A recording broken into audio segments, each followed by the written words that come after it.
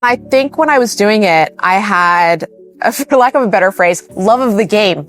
I love this game. I really was enjoying making videos. I was enjoying sharing my knowledge. It wasn't just me saying, I'm going to be number one on this platform. It was me saying, here's me and 10 of my goofy friends who are all in this LinkedIn video beta together. And we're going to make videos and we're going to watch each other's videos. We're going to like each other's videos and we're just going to enjoy the process. And that was how I grew an audience, because I think people could tell I was genuinely having so much fun making videos on this platform that people don't consider a video platform. I think, in listening to you, it sounds like there's a couple of things. So obviously the fun element of it, which I love, because why are you doing it if you're not having fun? Right. But there's also consistency, which I heard a lot of, and a checked ego, honestly, right? Just saying, okay, I'm not going to pay attention to the likes or anything. I'm just going to get really good at trying to figure out what good content is. And I think a big part of that is storytelling. Yes. So any magical insights for how you can tell a great story? Because I feel like it's one of those things that everybody's got the formula for it. But I'd love to hear it from you. Yeah. So what's also funny is when I blew up on LinkedIn, one thing that happened is Forbes reached out to me and said, hey, can we feature you as like a Forbes mentor, etc. for this year? And I was like, yes, of course. And then they said, okay, so now that we've done that for you, how would you feel about writing a column for us? And I was like, what? That'd be amazing. And they're like, the column we'd love you to write is personal branding and storytelling in the digital age. And I was like, mind blown. Like, you couldn't have given me a better column. So I got to write up till this year, because I left recently, about storytelling and personal branding. And I think when you're thinking about telling the story, you need to know who your audience is, because we're always telling a story not to thin air. We're telling a story to the people around us, to our audience around us, to hopefully the people that we want to hear the story that we're telling it to. So we never create stories in a vacuum, or we never should create stories in a vacuum. We should always create them knowing that we share stories in a community. So I've posted this before, and it's done pretty well on LinkedIn, whether they love it or hate it. It was definitely something that people were locked into. Yeah. And it's around the fact that when I write on LinkedIn, the only way I'm having fun or enjoying my time writing content is if I'm writing to a version of myself. Yeah. And I am my biggest audience, so that I can go back in a couple of months or a year from now and kind of look at that post and see, like, did I do that thing? Yeah. Have I gotten better? Is my character the way that, I said I wanted it to be? Or, have I lived into that? Yeah. And so for me, I don't always know who my audience is. I just know I like writing to myself and then kind of posting and sharing that on LinkedIn. Yeah. Do you think that's a bad way to go about it? No, I think that's so brilliant, because basically any way that gets you to be writing and that gets you motivated and interested and involved in the writing and creating process is a good way. So first of all, let's put that aside. But also I think writing to yourself as the audience is so helpful, because then a year from now, that was still the kind of content that you feel proud of, hopefully, that you put out there and that you were interested in putting out there into the universe. So I think it's helpful to think about yourself as the audience. And it's so funny to say, it's 30 to 50 videos that I made. Those were for me. I really liked making these videos that were about pop culture and branding and marketing. So I made videos on pop culture, branding and marketing. And those videos eventually, not right away, took off because other people also liked learning about those things. Gut health is a huge topic that, we could spend the entire podcast talking about. But what people don't exactly know all the things that, you or I may know about gut health. But what they do know is they need probiotics in their diet. So we kind of packaged all that together. And now how do you do that in 15 seconds? That's the challenge, right?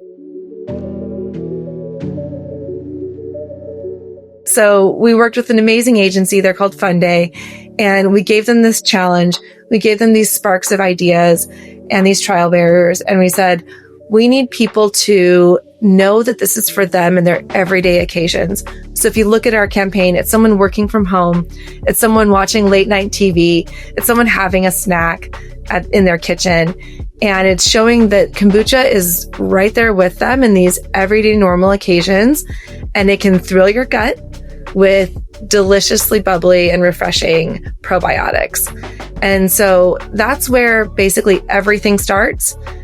And it's fun how it comes to life in different ways, because insights for a TV campaign like that are so different than insights that I might use for TikTok. You know, TikTok, we're doing things all of the time, working with creators, working with influencers, doing our own stuff, putting it out there. And that's where, again, it's still based on insights, but, you know, it comes to life in a variety of asset types. I mean, we've done stock up, AMSR, mukbangs, rage bait. Like, those are like words I didn't even know 5 years ago, right? Like, what even are those things? I can't get on board with rage bait. That one's so hard. Just because I hate it so much as a consumer, that one's just really tough for me. I think, you know, our take on rage bait, we did it with Sunsip, and it was just so over the top ridiculous that it was funny. And it was our, you know, it was a way to do homegrown humor, which classic marketing, it always hits, right? So what it, you know, you'll see it on our Sunsip channel. We went viral for it, but someone is going to be pouring their Sunsip. They ran out of ice, so they used frozen vegetables, which is like absolutely disgusting. They put the frozen vegetables in and then pour their Sunsip, and TikTok had a field day with that. So that's one of those things that had I known about that concept before we launched it, had the team come to me and said, "Are you cool with this?" I'd be like, "Hell no. Are you kidding me?" But in the end of the day, you got to let the team take risks, especially in organic social. It's the place to play with those things. And there's a reason why rage bait works. It's tapping into whatever that collective consciousness is in the moment. One thing that we decided to do was we realized that basically we wanted to sell to a very broad audience. They have very niche interests. We couldn't reach them.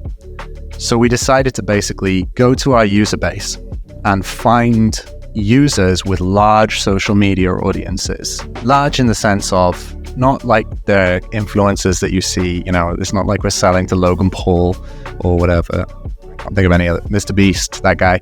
It's people who have niche large audiences. We have so many of these people who nobody else cares about except for us, because they are our customer and they have huge numbers of people in their audience who also could be our customer.